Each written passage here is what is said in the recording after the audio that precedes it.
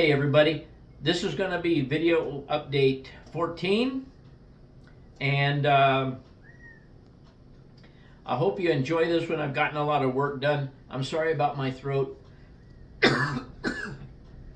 It's just super dusty outside today, and we'll get into that in a minute. But I hope you enjoy this video, and thank you guys for coming back. Click the like button and share and all that other stuff that everybody else tells you to do. And if you would, for me. And I thank you guys for being here. Let's get on with this. Okay, everybody. As I said in the intro, I'm gonna post a couple of pictures here, and I just want to give you an idea. I helped Gavin get the rest of the layout. One of the layouts that I purchased of a guy that passed away. We had to get all the layout removed from the room. And it was a heck of a task. Anyway, I won't go into that. But I have lived in New Mexico all my life since I was 4 years old, and this is the windiest, dustiest day that I can remember in the entire state, and working outside for 36 years. We had sustained winds of 38 miles an hour, and we had gusts to 68 miles an hour. And at St. Augustine's Pass up here, which goes over to White Sands, when Gavin looked at a real-time wind speed up there, the wind was the current wind speed up there was 84 miles an hour.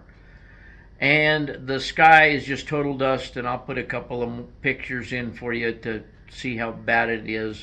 And it's still blowing outside, and it's supposed to stop tonight at about midnight, and I hope it does, because I'm going to wash one of the cars, and I'm not washing the motorhome again, but I need to get all that stuff ready tomorrow. And then Thursday is supposed to be exceptionally nice, high wind of 7 miles an hour and 75 degrees, so that should be good for us going to Bisbee.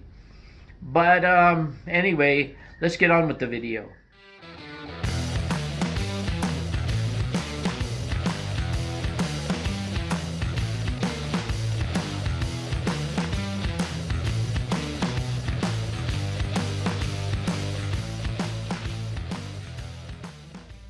Okay, gang, I finally got to working on the DS64s, which I have a bunch of them, so I decided to use them. I could not get the DS75 to throw the Pico turnouts for some reason. Maybe I'm stupid. But I got that one in, and got 1 through 4, and I have 5. Oops, wait a minute. I have 5, 6, and then I have 301 and 302 because I didn't know what else to number them. So, sorry. Had to pick up a screwdriver before I stepped on it and busted my hiney. Anyway, so that's what's going on. This is Sunday. I'm going to turn around here. You've seen all the newspaper. Today the newspaper is dry. I'm going to start putting some plaster cloth on it. And this is what I like to use. And I'll tell you why. This plaster wrap right here sheds the least plaster of any plaster cloth I've ever used. I have used some that you pull it out of the bag and half your plaster's in the bag. This is pretty dust free, and it goes on like a champ. It's just real easy to use. So this is what I'm going to use, and I'm going to start doing it right now. I have my pan all ready to go here, and I'm not going to go over the top edge because I don't have anything back there to catch plaster, but I'm going to put it up near that edge and get that ready to go and work my way down.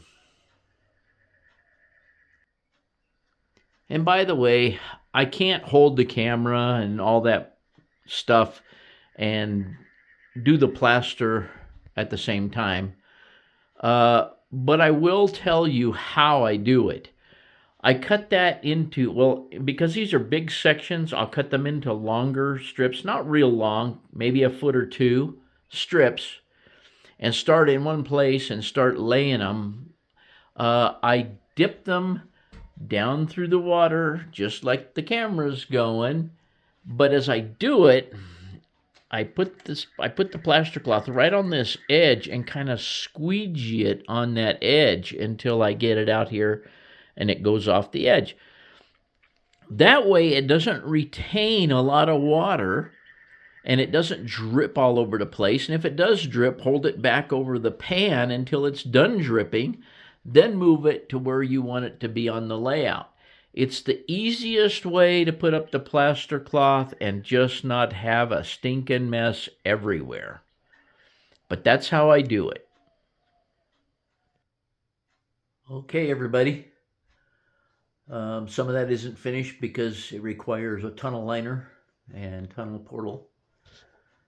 But that's what the mountain looks like. What all of the mountains look like, actually. Without plaster on them. That's all the plaster cloth. It took 3 rolls of plaster cloth to cover all that.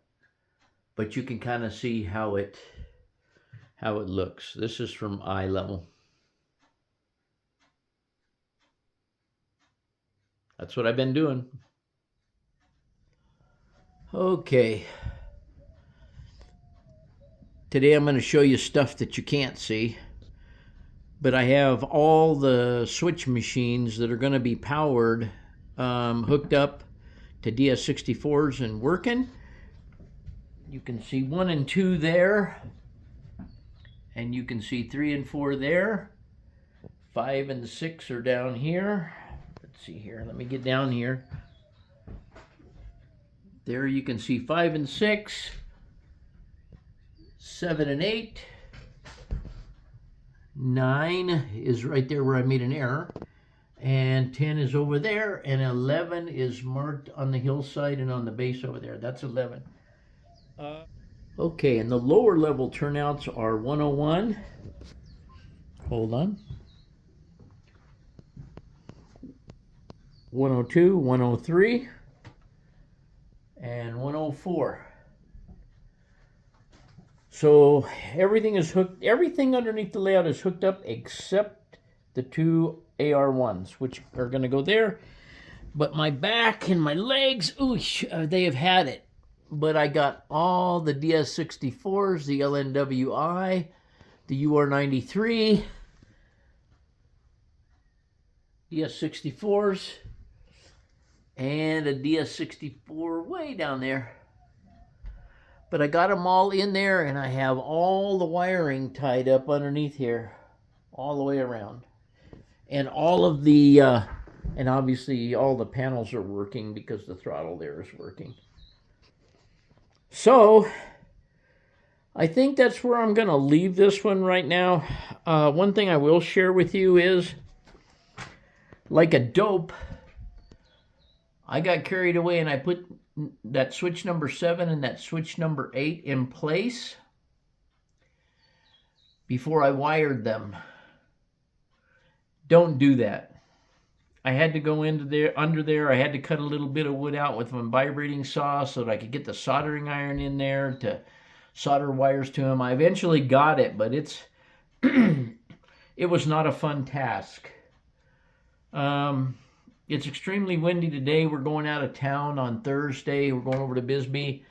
I was going to bring some foam in here and start doing some 2-inch foam in here and start doing some of the other landforms and things, just roughing in landforms.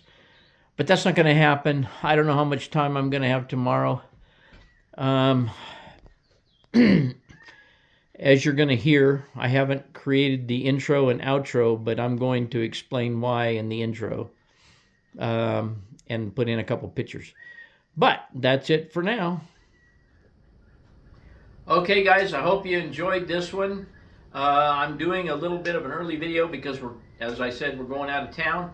But that's not the real reason. I was going to wait till Sunday, but the weather is so crappy outside that I just can't get into doing anything in here. It's just so nasty outside. I just want to get inside and get out of the weather. It's ugly, A big branch blew off of the Mexican elder tree across the street and fell right across their front door. They couldn't open the door of the house. Had to go around the house, bring a chainsaw out, and cut it out of the way.